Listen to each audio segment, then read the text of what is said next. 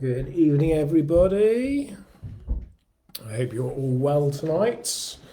Just going to obviously wait for people to jump in, or jump on. I'm not sure what it is now. Jump on. I think it's jump on. Right, let me just get my comments up. Let me get myself organised. Let me put up the big screen. There it is. It's really weird because I think I always say that's a bit weird, but I look at myself when I do this. It's a bit strange sometimes. I'm having some trouble with my OneDrive for some reason. I think I will just close my OneDrive and I'll sort that out tomorrow. So we'll get that closed. Right. I was on time. I was here. I was on time. Where were you all? So good evening, Laurie. How are you doing? I'm down next week, down in Somerset. Louise, how are you this evening? So I'm just checking. My family are having some jokes about the bubbling.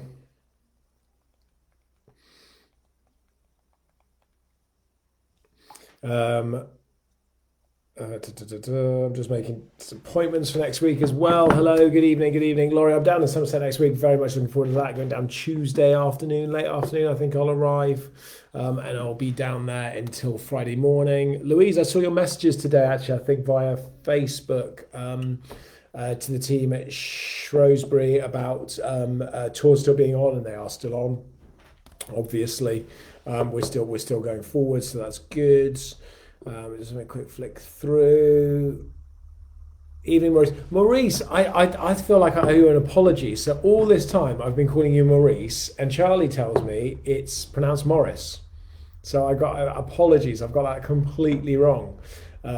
So apologies on my end. But looking forward to catching up next week with you on the Thursday, I think it is.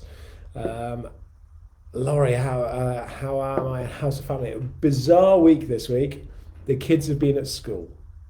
So for those of you that weren't aware, we've home educated our kids. I say we. Emma does 98% of it, and I do 2%. So that we've home educated them since Delaney was 5. She went to school for the first 2 terms, I think it was, something like that. And then she stopped. So they've been home educated for the last 4 years, and they've started going to school this week. They went for a trial at a local primary school. We went up and met the headmaster on Monday and had a tour around, and they went into oh my god, I'm going to come back to that in a second. That is hilarious. And they've been, so we went and saw a headmaster and looked around school on Monday. They started on Tuesday as a trial day, really enjoyed it, so they went again yesterday, really enjoyed it, so they went today. They're going tomorrow, and then next week we will have a couple of days where they're home edited on Monday and Tuesday, and then make a decision with them about whether they want to go to school or whether they want to continue to be home educated. So I'll come on to that in a second, Laurie, as to what made us do that. I just want to jump onto one quick thing very quickly that came on. Morris has just said, call me what you like. So if you missed it, so I've been calling Maurice, because that's how, to me, that's how it's spelled. So that's how I thought it was pronounced. And I was corrected earlier this week by Charlie, the site manager down at Shepton, who said, actually, it's Morris, not Maurice.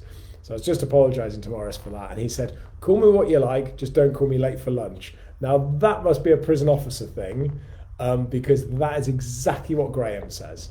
And it cracked me up because that's exactly what Graham says. Call me what you like, just don't call me late for lunch. Maybe it's an age thing, I don't know, because they're similar ages, but I think it's probably a prison officer thing. So let's have a quick look.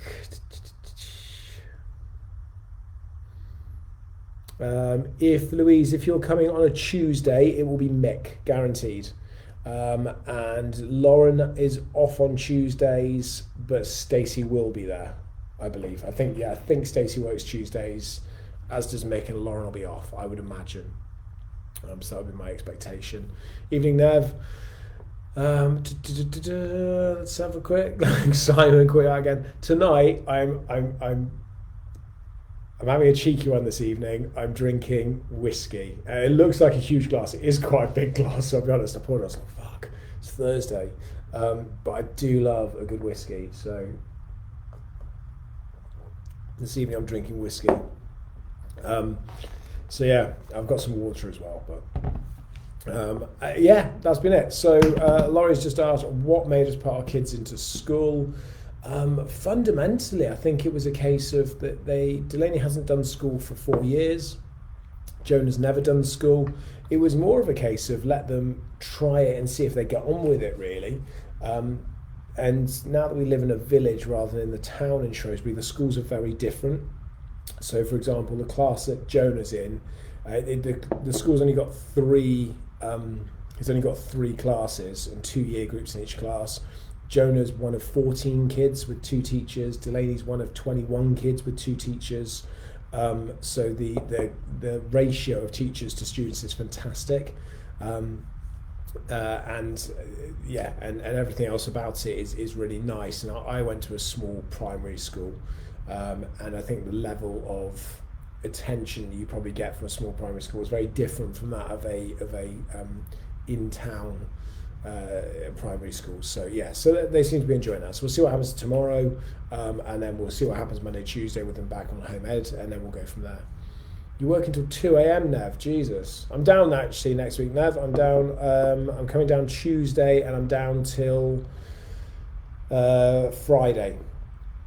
So I guess I could probably chuck my training stuff in the car, Nev, and come training on Tuesday and Thursday. I just don't know if I want to do rugby training for 2 nights. I get beasted. I could certainly do one day. I could probably do the Tuesday. But yeah, I'd be interested to see how rugby's going, Nev. Whether you've got started again yet. I'm not sure if you've started yet in the 2s and the 3s. But I must admit, I would be up for trying to play some rugby this year. And I've got a bit more time on my hands at the moment. I've done something really exciting the last two weeks. I mean, I've been building up to it for like 5 years, but really I've managed to properly be executing it in the last 2 weeks. And that's one of the reasons why I've actually been quite quiet on social media. You may or may not have noticed, but I've just not been posting that much on Instagram, not been posting that much on Facebook, LinkedIn, anything along those lines. And it's because I've been working on some very specific things each day in trying to just move the business along to the next stage. Because I did something very exciting a couple of weeks ago that we haven't spoken about, and that's allowed me to kind of just move the business forward a little bit more. And I'm probably going to mention it, but I will get in serious trouble for doing so. So, Sati, you noticed. Sorry, I'm just reading some of the comments. People do tell. So, how much trouble? No, I won't get into trouble for it. I just kind of, I think that I think some people will feel that I've missed an opportunity, potentially a marketing and PR opportunity, but I don't kind of see it like that. I think it's a bit different. But basically, I think it was, let me just double check. It wasn't Friday just gone, it was the Friday the week before. So Dennis has just asked how things are going with buying the prison. I don't even know why I'm looking at my diary. I know exactly what the date was. 28th of August, so it was the last Friday in August. So I was aware last Thursday, I just didn't mention anything.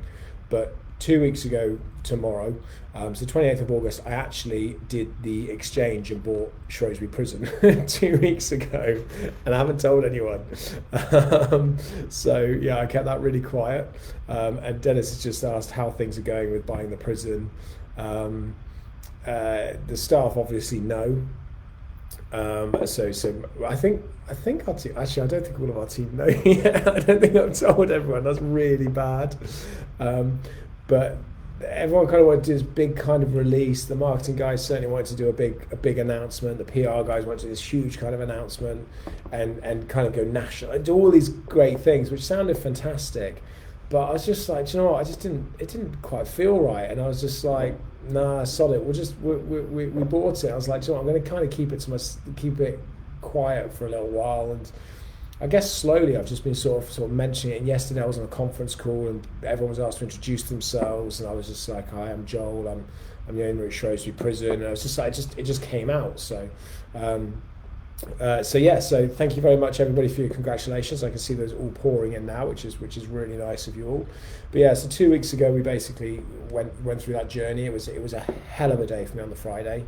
It's been a long 12 months, just over 12 months actually, probably getting on to sort of 16 months building up to it. And I've been filming it behind the scenes for just over the last year. So every meeting I'm about to go into about buying the jail, I film a little snippet beforehand, before the meeting, of what I'm planning, what I'm hoping, what my expectations are, what I think the deal's going to look like. And then as I come out the meeting, I've been then filming a little bit about what's actually happened. And there's some really like frustrating, annoying bits in there, and there's some really heart-wrenching, emotional bits in there. So at some point I'm going to put that together and edit all that up. But yeah, so so that's what we did. That's what I went and did the other day. Cost me an absolute fortune. And at some point I will again speak more about that. But basically I had to take every single penny that I had, that I'd saved, every single penny that I had personally, every single penny that we had in the business, and I had to plough all of that in. So it was literally, it was an all-in scenario. And I thought I would talk about it tonight a little bit, and that's why I've got whiskey, because to be honest, I'm having a little celebration.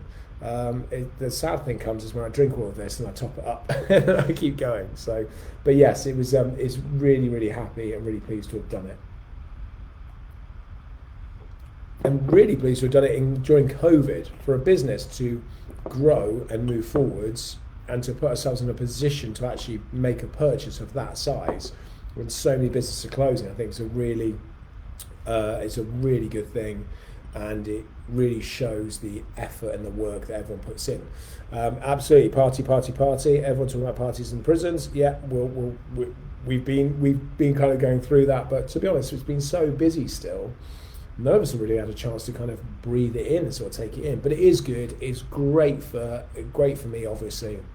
It's great for the team as well. At Shrewsbury, and it's great for our central team in the Campbell group, and it's great for the guys at Shepton, because it gives much more job security. Really good for our actors. I can see Sati's on here at the moment, who comes and does stuff with us on prison breaks and things like that. But yeah, it means that the job security is there, and I haven't told everyone yet. So if you're, I don't think any of my team actually watch or join Joel, but if you do find out like this, and this is the first you're finding out of it, and you feel like I should have already told you, then I apologise. And there you go. That's it. So let's have a quick look. Oh, Diane, that's really nice, saying that you really think our lives boosted our business. You're unaware of our existence till then. Thank you. They did help. The lives did help, and I was really key. That was one of the big things when I saw different businesses, and especially in the heritage and tourism sector, and especially CICs and charity-run organisations, basically doing fundraising, asking for money, asking for donations. And I just felt, I get their approach. I understand why. But I really felt that was the wrong approach. And for me, it was about, lockdown wasn't a time to ask people for anything. It was a time to give. And as a business, it wasn't time for us to be asking for people to donate or spend money or buy tickets in advance. It was a time for us to refund anybody that needed the refunds, because everyone needed the money back in their banks. We got that, understood that. And it was a time to give as much as we could. And Laura and I probably spent about half an hour, 40 minutes today chatting about the lives and how we wanted to get those back up and running. But again, I know I've said this a few times, it is just about time. We want to do one during Night Behind Bars, but to be honest, we're so busy with everything we do on a day-to-day basis.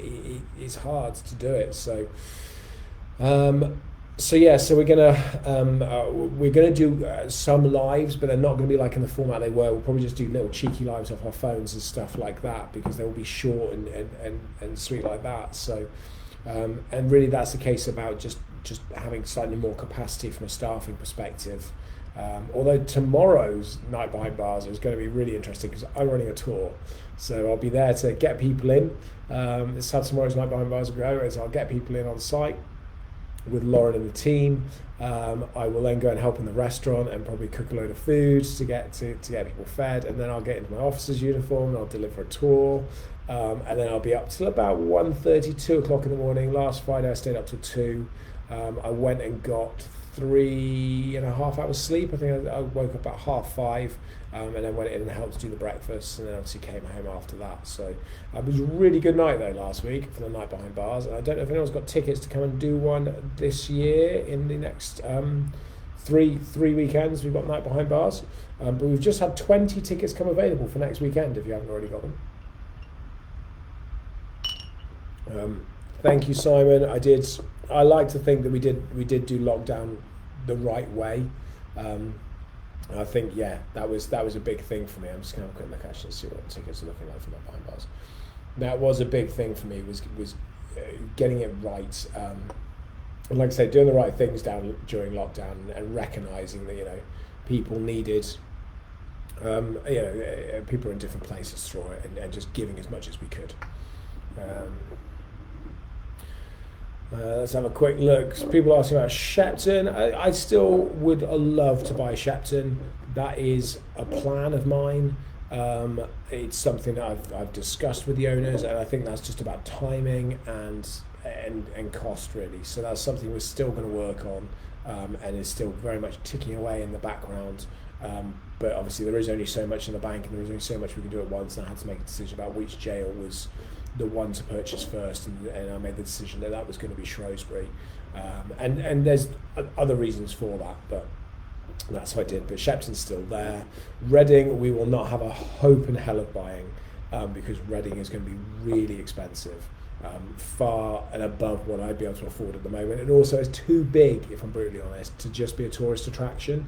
It needs to be a combination of things, of tourism, probably of some form of housing and such like that. So my hope is that we can work with whoever buys it, and we can bring forward the tourism and heritage aspect of that piece, because let's face it, we are the best at what we do in the world.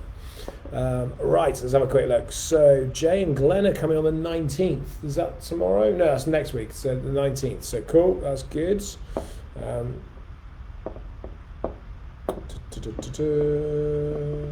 Laurie's saying she's coming up in October half term with her husband and kids.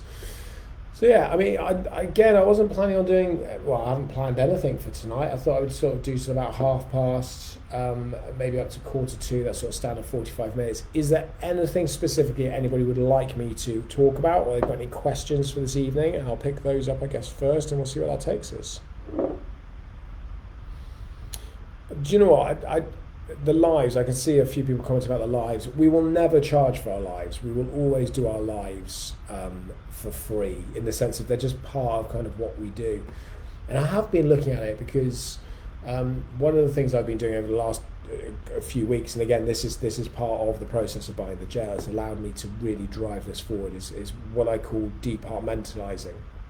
It's really giving people specific responsibilities and areas, and really sort of saying, right, finance department, that's your baby, you're in charge of it, off you go. Sales, marketing, customer service, that's your part, it's your department, off you go. Operations, so on and so forth. So that's something I've been doing and working towards for 5 years, but really been able to start heavily executing over the last couple of weeks. And currently I only really have now one big area that still sits with me, which is social media advertising. So doing all the ads on Facebook and Instagram and stuff like that. And that, I do have somebody else to do that. It's just about capacity currently in their role. So we're working with them, with their manager, in terms of how we can increase their capacity so they can take that role on. And once that's done, that's it. I have no day-to-day kind of roles left in like departmentalised day-to-day roles left in either prison. I'm literally there then to do all the high-level strategy, all the high-level vision, offer support, add value, and I think that's going to free up probably 45, maybe 50 hours of my week. I mean, this week, for example, I've been going in at about 8:30, and I've been going home at 4:30, and I've not been working in the evenings this week. I've purposely not worked in the evenings so I can spend some time with the kids. I've made sure I've had dinner with the kids this week and cooked dinner.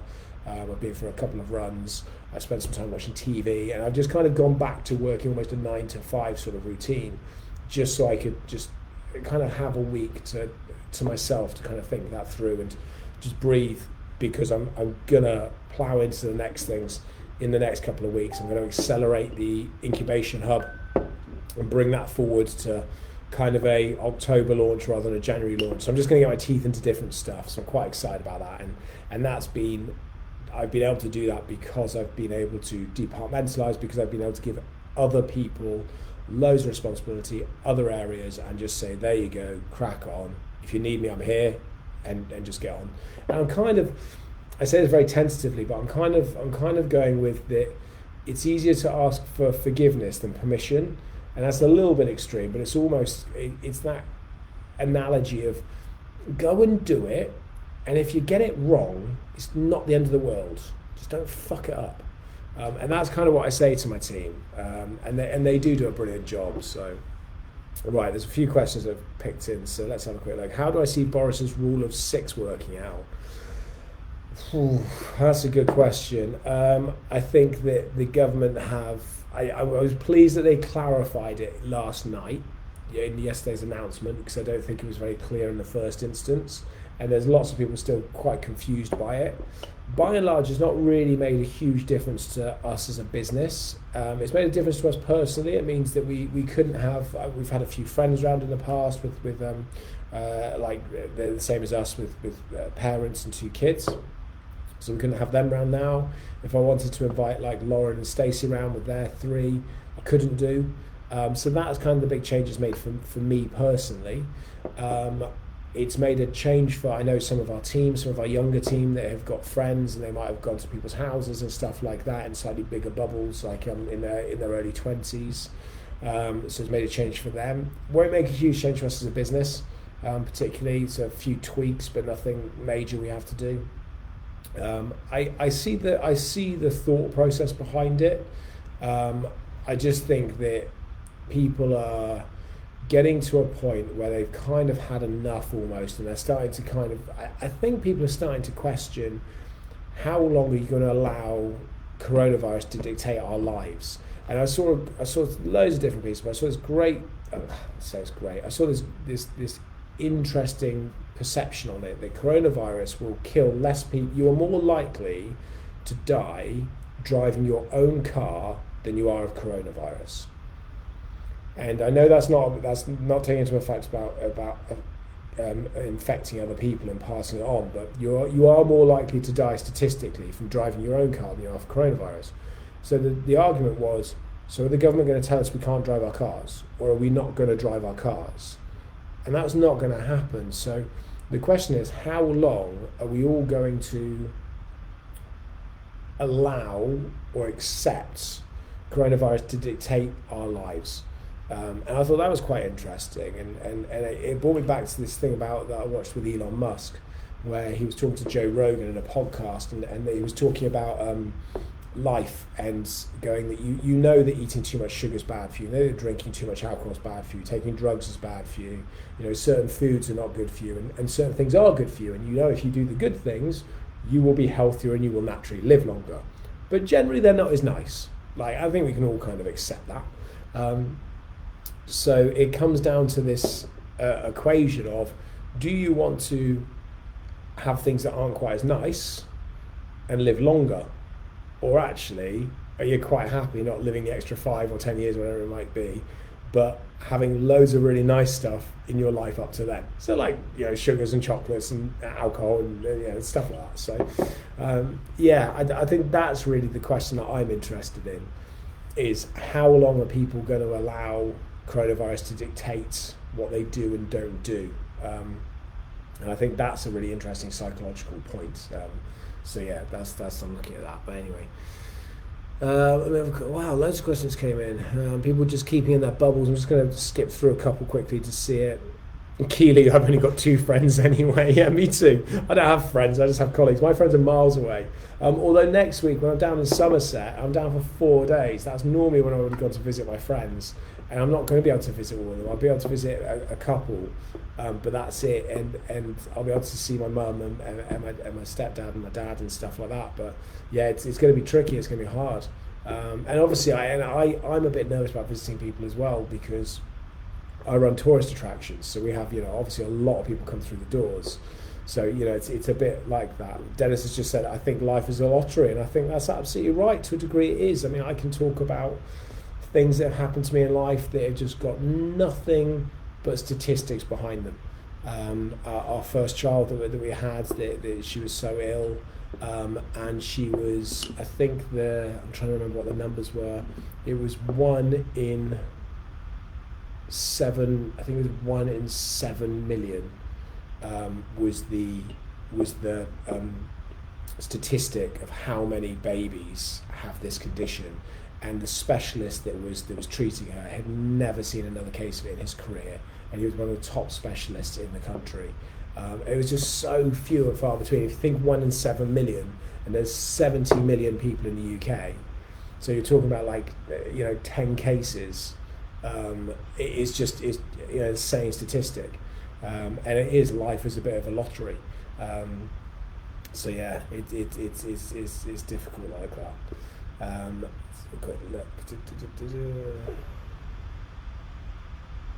Oh, that's interesting, Laurie. I didn't realise that. Any under 11s aren't included in the 6. Don't tell Lauren and Stacey, I'll have to invite them over. Bloody hell, I'll have to have them over for dinner. Let's have a quick look. Right, couple of great questions have been in. I saw that. What's the best interview question you've ever asked a candidate, and the best question you've ever been asked in an interview?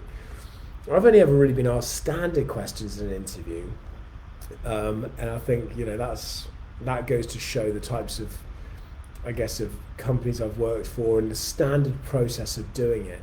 I like to ask people why they want to work for our company. That's what I do ask. I'm like, why do you want to work for us, and stuff like that. So I think that's really that's what I like to understand from people, because it's an opportunity for them to really, really kind of, it allows me to understand what they know about our company, but also why they want to connect with us, why they want to work with us, what the motivator behind that is. So yeah, and I'm just very blunt. Like I've got a filter. I just tend to choose not to use it. However, I got asked a fantastic question by somebody that used to work for us. She doesn't work for us anymore. A lady called Kate, and she came to work with us in the marketing team. She interviewed really, really well, and we said, do you have any questions for us? And she turned around and said, "What's your management style?" And I was like, whoa, I've never been asked that before. And of all the people to ask in all the world about what their management style is, she asked me. So I was like, well, how do I answer that one? And funny enough, Emma was in the interview with me as well. So I thought that was great, because that really impressed me, because I thought that was a really kind of brave question to ask, but it also showcased that she wanted to identify the type of person she would be working for and what their style would be, and whether she would actually be able to respond to that or not. And I think had we had different management styles, she may actually have not accepted the job. I thought that was really good, because I think being in a position where you can say yes or no to a job based on something like that, and not on the money side, is a really good place to be. And not many people were actually there, so I thought that was really impressive. But yeah, I've always been asked the standard ones. I'll tell you what does annoy me though, and what does get me, and I might get hammered for this, so if I do, I do. But we used to ask, like, what's your greatest achievement in life, or your greatest achievements to date and stuff, and loads of people would say having kids, and I always used to go, oh, having kids isn't really an achievement. Like, when you think about it, it's just biology. Anybody can have kids. Well, not anybody, but most people can have kids. It's not an achievement having a kid. Raising a child to be a good person, that's the achievement. And that's just my personal thoughts. Because having a kid isn't overly complicated. Millions of children are born every year by accident. But raising a child to be a good person, that's the achievement. And I guess that's getting into the detail, but yeah, that always grinds me a little bit. I think. Laurie said, if I wasn't doing the job I'm doing now, what would I be doing instead? I don't know is the honest answer. I can tell you that I've enjoyed most of my jobs in my life. I really enjoyed being a chef, but I wouldn't want to do it now. But I did enjoy it. And that's because I don't know how much better I could have been at it. And that's not being cocky, it's because I've said previously in other joint Joel's, I'm very good at serving loads of meals in a short space of time. I'm a very good pub a la carte chef of doing high volume in a short time span. I'm not a Michelin star quality chef, and I'm not sure if I ever could be. I'm not sure if I've got that level of detail and quite that flair and quite the palate for being able to do that. So I think that would have been, I'd probably got as far as I could have done really with chefing. And I love cooking, but I love doing it at home on my own time, and creating new things and throwing together different flavours, because I can make mistakes, it doesn't matter. And I do love working in the restaurant, night behind bars for example, when I'm just churning out 70 odd meals in an hour or whatever it might be. That I find quite good fun. So yeah, those I enjoy. I love being a lifeguard. It's not a career for somebody in their 30s, 40s, 50s particularly, I don't think. I think it's a career to have in your 20s. It teaches you responsibility, it teaches you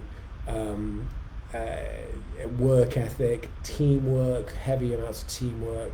I think that's a great job to have in your 20s. I would push anybody to do that. I loved being a fitness instructor, I absolutely loved it. And I think that's probably, out of all the jobs I've had, I think if I had to go back to something, I would probably be a fitness instructor, because I really enjoyed that. And you could leave work without having to worry, without the stresses. So if I was going to have a job, that's what I want to be able to do. I'd want to be able to leave my job at my job, if that makes sense. I wouldn't want to have to worry and stress about it. I think as soon as you step into management levels in certain companies, that changes. And that's the same in our company. Our managers do work still when they're not at work, and they do think about work when they're not at work, and that's part and nature of any management job. I think it's very hard to leave them behind. I got through my whiskey. I might have to pour another one. These are really cool. These are whiskey cubes. They're solid cubes that you chuck in the freezer, and they obviously freeze up and get really cold, and they keep the whiskey cold without melting, so it doesn't actually dilute the whiskey. But yeah, I'm drinking at the moment. I'm drinking a bottle of Southern Comfort. I haven't drunk this much tonight, just to be clear, that was my first glass. I do like a nice Southern Comfort. It's very smooth.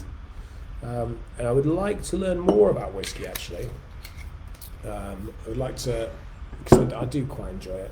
So that's a goal for me going forwards. Right, let's have a quick look. God, missed loads of comments, sorry.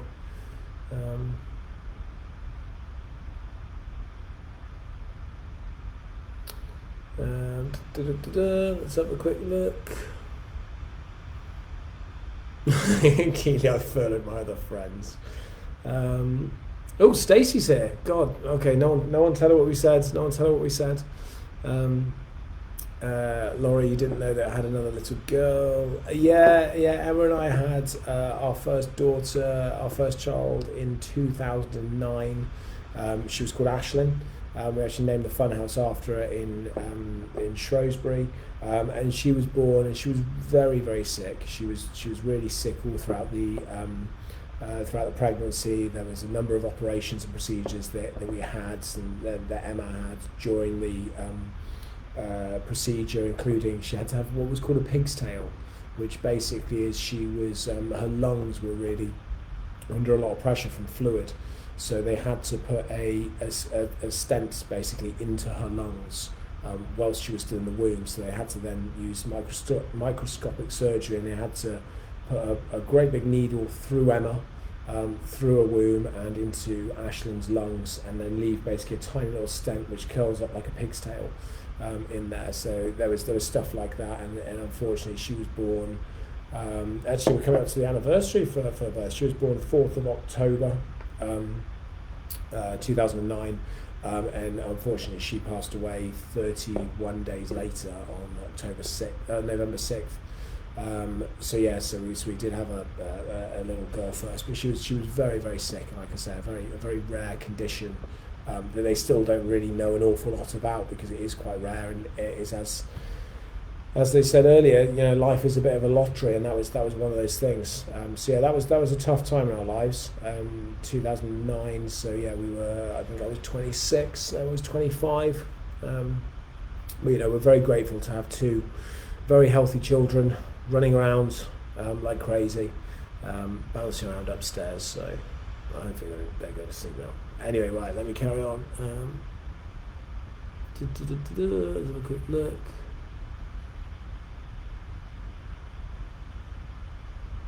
Oh God, I've missed loads of comments. Sorry, I need to flick through these. Simon, interviews completely changed now. Most criteria-based ones, we have to give examples of how you've done this and that. New style interview techniques suit those who can talk about themselves and talk about themselves well. A bit unfair, in my opinion. Yeah, I think that's right to a point, Simon. I mean, I'm all about trying to find out about the person. I want to know who they are and why they want to work for us, and that's really what I'm looking for. I don't ask questions about what can you bring to the role. How are you going to take us to the next level? What's your greatest achievement? What's your greatest failure? What's your personality traits? I want to know what it is that's motivated you to work for us and to join our team. Because to me, that's a key importance. And some people, it's like, well, I need the money and I like the look of the role. And that's fine. I've got no issues with that. But it is about trying to identify what the motivator is. Because we find that people that are engaged and they love what they do with us stay, and they really enjoy it, and people that aren't engaged and don't enjoy the job don't last, just because the way our organisation works is we're so passionate and driven about what we do, and everyone's so connected and loves it so much, that naturally it's just the way everybody, the entire organisation, every single person, and I mean this now, literally every single person that we have, whether they are full-time, part-time, 0 hours, self-employed actors, every single person cares about what they do in our business, and therefore we get so much from them, and we try and give as much back as we possibly can. That if you don't have that piece, you won't last in our business, and that's because everybody around you has that. So you can't hide from it. There is no place to hide in our business. There is no place to moan or whinge. If you are moaning or whinging about something in our company and somebody doesn't think that's valid, they're going to flag you on it. And they're going to go, well, hold on a second, that's not right. That's not the case. That's not how the company works. But likewise, if it is valid, they will back you up and they will bring it to me directly, or they'll bring it to me via somebody else, and we will look at it. But yeah, we are very unique, I think, in the way we do things. Rachel, that's interesting. Somebody said what biscuits they used to be. I'll tell you what I do. And I shouldn't give this away, but I don't interview anymore particularly. The teams interview their own staff, and I'm very particular about that. If they need a member of staff, if they need a new employee, then they do the recruitment form, they do the process, they recruit, they interview, and they make the decision, because it's their team they're growing. It's not my team they're growing, it's theirs, so I want them to do it. One thing I do is I like to have, certainly a specific level, and Paige won't be aware of this, she's the last person I did this with who works in our sales team. If I'm going to meet with them, I will normally now meet with them in a cafe or in a restaurant, and I'll have a cup of tea, and I'll invite them to have a cup of tea and a cup of coffee with me, and we'll just have a chat. And we don't talk about work at all. I just ask about them, and I ask about their family, I ask about if they've got kids or brothers and sisters, and what they like to do in their spare time, and stuff like that. And one of the things I do is I watch to see afterwards, when we finish the tea and I sort of say goodbye to them, if they pick up the cup and they take it back, and if they tuck the chair back in under the table. And for me, that is a big thing. If somebody doesn't pick up the cup and take it back, because I always pick up mine, if they don't pick theirs up and take it back, I'm always a bit like, oh, that's interesting. If they don't tuck the chair back in under the table, I'm always like, oh, that's interesting. And I'll be honest, that sticks with me a little bit. So yeah, that's one thing. I shouldn't have said that because now everyone will bloody do it. It won't work anymore. But I don't make the decision. I put forward my thoughts, and then whoever the manager's going to be makes that decision. Let's have a quick flick through. Yeah, I've done a fair bit, Laurie, in my life. I've been about. I've been around.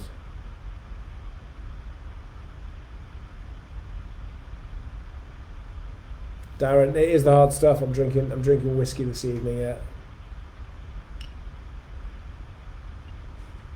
Teresa, pineapple Captain Morgan sounds disgusting.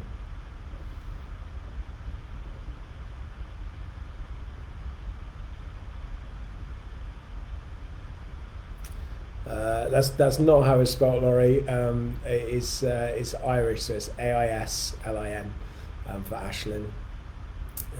I'll talk about it at some point. At some point, I'll do a joint Joel, and I will talk more about Ashlyn, about sort of the experience we went through. And it's something I can talk about. It's not something that it's obviously a difficult subject, but it's not something that I'm unable to speak about.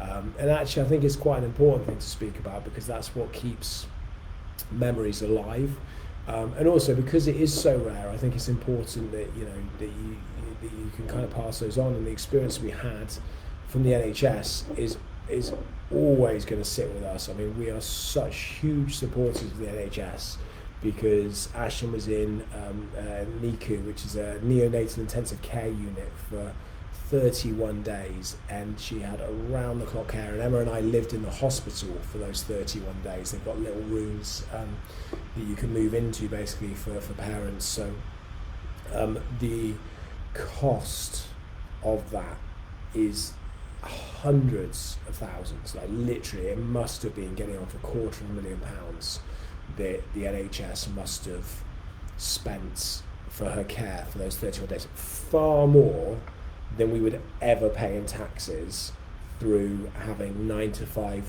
37 and a half hour week jobs throughout our entire lives, far more than we will ever pay in taxes, or we would have paid. We will pay more than that in taxes because of what we do. But so when people say about the NHS and not needing NHS and stuff like that, they've never needed it. And that's why. And I know people, I've got friends that that don't necessarily agree with the NHS the way it is, and potentially think private systems are better and American systems are better. I'm like, you don't understand because you've not done it. And the idea that we wouldn't have been able to give our child the care that she needed because we couldn't afford to is just horrendous. Anyway, and a different night. I'm not going to get into that now. A different Join Joel. This is Join Joel 16. Been doing this for what's that? 4 months, which is amazing that you guys are still watching. So right, let's have a quick look.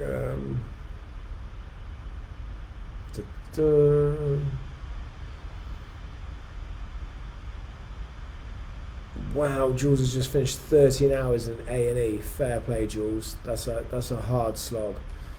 And you work in Birmingham Children's Hospital by the looks of things. So yeah, drink toast into you definitely. Because I think that's a great job to be doing.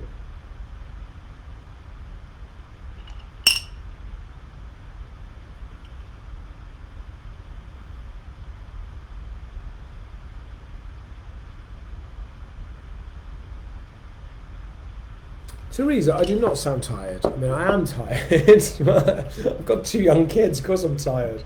And I've got like 35 staff, I'm knackered. But no, it's been a great 2 weeks, I'll be honest. It's been 2 weeks of just kind of breathing. And I think I said a couple of weeks ago that, and so I think I said it last week, that I have felt the most relaxed and least stressed that I think I ever felt. And funny enough, that's not from buying the prison, because actually that brings another financial challenge. It's through a realization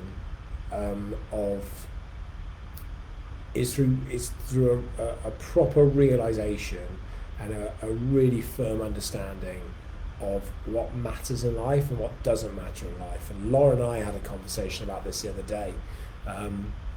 in the prison. I was talking about it, and it was something that really dawned on me. I won't pick it up now because it's quite a long one and I haven't got time, but it was that it really hit me one day, shortly after being in the prison. This suddenly what mattered, because I've been working for 5 years doing this, and certainly for like 4 years thinking, God, imagine if we bought it. And for the last year, just go, wow, we need to do this. And then once I did it, I was kind of like, I've done it. And then there was you're welcome, Sir Siri. And then there was this realization of actually what's important in life and what's not. I think coronavirus has helped highlight that as well. And when the bank turned around to me, because the bank abandoned me on this purchase, I was supposed to do it in a different way, and the bank just abandoned me. And I was gutted by that, really gutted, especially by our local branch manager, who I think should have been there to support us. So I had to go about it in a completely different way and chucked everything on the line. I was like, if the bank won't support us, then I will do it off my own back, and I'll just crack on, entrepreneur life, and I will just do it. But yeah, it really kind of had me thinking about what you concentrate on, what's important. And like I said, I think coronavirus has brought that around for people, to re-look. And planning was kind of a key thing out of that, because the bank were all talking about planning. And I know what wound them up. What wound them up was when I talked about being £100 million business in 10 years' time. And when they asked how, I went, well, we're going to make another 99 million.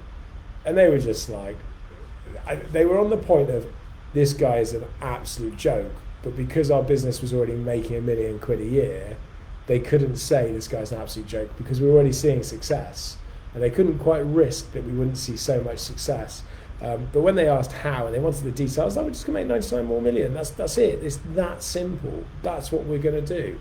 And I can't tell you how we're going to do that, because I could have given you a plan at the beginning of the year, and by March, it'd have been fucked. Absolutely fucked. It'd been out the window because of coronavirus. So there's no point in me giving you a plan, because we could go into lockdown in 3 days' time, or 3 months' time, or never again. So it's impossible. It really is impossible for me to give you an actual plan for you to invest in, because I can make anything up and say, this is what we're going to do. And banks go, oh, that's great. Okay, cool. We'll give you some money. Or that's rubbish. We're not going to give you any money. And I was like, what you're actually investing in, what you're really investing in is Joel. That's it. Because you're investing in me and what I can deliver and what I can bring forward with my team to deliver. And that's just such a different way of thinking. They just couldn't get it. So they couldn't get behind me on it. They couldn't support it. They wouldn't support it. They could have done. They wouldn't do. And as a result, we'll probably end up. We probably won't ever borrow money from the bank. We'll probably borrow money from a different place. So yeah, but then in 10 years' time, when we're 100 million a year, we're a £100 million business. They'll regret not backing that horse. But you know, it's a gamble, I guess, for them. So right, I think we're there. I think that's it. Just flicking through some of these. I have heard of Insights Training, Matthew. I've not done it, but Paige has sent me something very similar to that, which is about the type of person you are. And I've done a number of those psychological tests and stuff. And at the end of the day, I think I always come back to the same solution, which is I'm me. And you know, it depends to a degree on the time of day. It depends on what's happened. It depends on the mood. It depends on the environment. But I'm Joel. What you see is kind of what you get to a degree. I wear my heart on my sleeve. I'll help anybody that I can. I will do as much as I can for other people. I'll make sure that I support my family and stuff, and things like that. And I like to think that I'm a easygoing, to a degree, honest, genuine person, and you know, I try to help where I can, and I say it as I see it. I ain't gonna sugarcoat it particularly. I'm just not gonna do it, because I don't think that helps particularly. So right, that's it. I'm gonna head on. I'm gonna finish my whiskey. I'm gonna head on. I will have Lauren and Stacey over for dinner at some point. Maybe I'll invite them over on a Thursday and they can do a join Joel with me. Emma will love that. So yeah, let's do the last couple. Yeah, Adam, yeah, absolutely. Yeah, everything's still going ahead with the government guidelines. We'll do a video on it tomorrow to explain a bit more, but for us, nothing's really changed. So thank you very much, guys. I love doing these once again. It's been really enjoyable. Next week, I'm going to be doing this live from Shepton Mallet as there's a ghost tour going on, because that's where I'm going to be. So I'll probably be in the visits, doing the Join Joel from there. Stacey and Graham are actually coming down as well. They'll be on the ghost tour, I think. So I will do it from there, or I'll be in my hotel room, one of the two. So I will see you next Thursday. Thank you very much, and lots more to come over the coming days, weeks, and months and stuff. And I'll be doing something a little bit different next week. But anyway, enough of that. I'll go on. Right, thank you guys, and I'll catch you next week.